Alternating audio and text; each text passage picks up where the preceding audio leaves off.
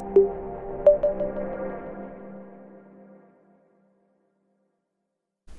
it's Chris from the Content Marketing Academy here, and I've got a great question today, and I want to share with you the question and the answer. This is Q&A. This one's from Tiffany. Hi Chris, I'm going to be starting a new job for a small online shop selling homeware in the new year, and I'm planning some blog ideas. I'm currently thinking along the lines of list type articles, so for example our favourite items for spring, best items for boys' bedrooms, etc. Are there any strategies, best practices to follow for best results for e-commerce blogging? Any help you can offer would be much required. Thanks, Tiffany. Okay, so great question. It's great that Tiffany, thanks very much for your question, by the way. It's really good that you are thinking about best practice and how to get the sort of the best results from your efforts, because that's what we're all trying to do. Now, there's, a lot of people struggle with this stuff, right? They really do struggle with trying to get it right, and they think that just blogging is fine. But actually, there's a few big areas that you could actually be looking at, and I'm going to help you with that just now. So firstly, thanks for your email, and there's tons of emails, tons of things you can do here, loads and loads of great ideas. Now, the first thing I want to say to you is that the best approach for you is to think about the questions and the problems that your potential customers have. Okay, so you think about doing listicle stuff. Try and focus it on things that people would actually be searching for in Google, right? Are people really going to search for the 5 best products for spring? Or would we be far more specific in the problems that they're trying to solve? I would argue that they're trying to solve a problem, help them solve that problem, or help them to help answer a question, which really is, again, solving a problem for people. Think about these 5 big areas first of all. Price and costs, comparison versus reviews, best of articles, and problems, right? 5 big areas that are going to really move the needle, right? This is all coming from Marcus Sheridan's philosophy, okay? They ask, we answer.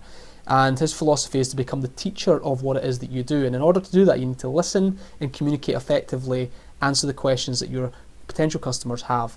Price, cost, comparison, best, problems, and reviews. Okay, 5 areas. Now, if you think about it, you're an e-commerce platform. People will review products.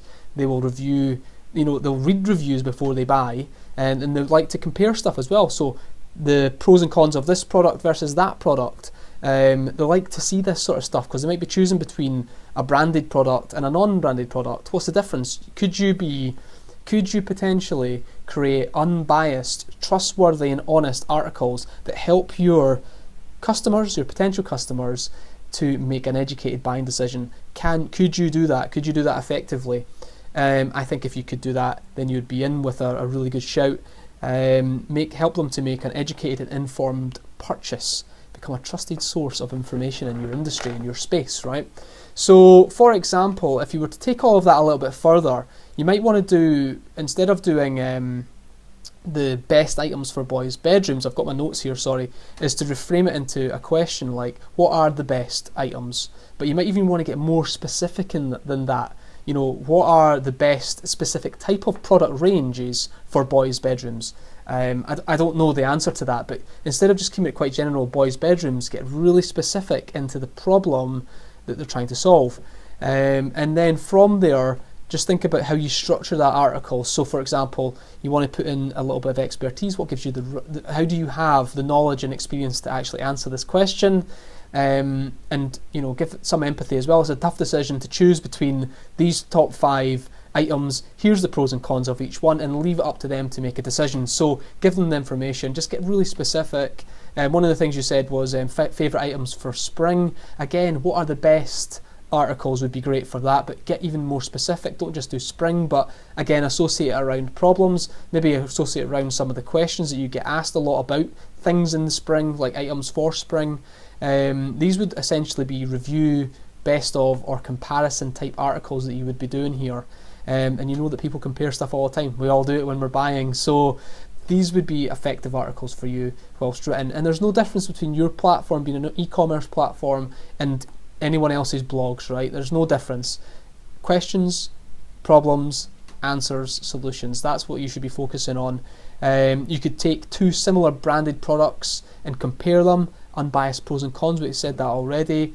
No one talks about problems really, right? So why don't you could create some unbiased articles that talk about the problems with a certain range of products. You know, for example, there might be a product that you sell that's quite popular, or you sell the most of, and actually these top 10, you could take 10 products that have the most problems and write an article about them and say, over the last 12 months we've sold X amount of these products, and these are the ones that we have the most problems with, and inform people, give them the education they need, make sure that they feel great about buying from you. Not only that, that they feel that they've made a great buying decision for that single product, and they know that if it's a gift, for example, or if it's about safety for kids and all that, they know and they feel confident that that product that you've sold them is going to do the job.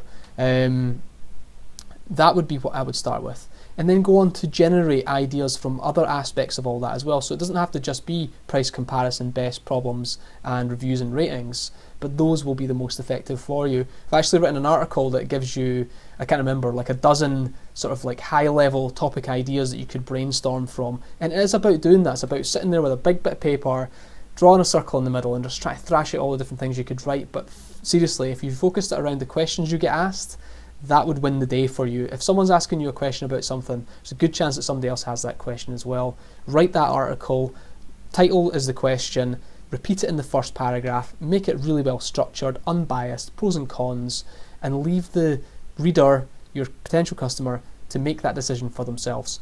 That would be my advice for you. I hope that's really helpful for you. Hope you're having a great day, and I hope I'll give you all the best of luck with your blogging. And if you've got any more questions, please don't hesitate to get in touch. You can email me, chris@chrismar, or tweet me at chrismar101. Don't forget to be awesome.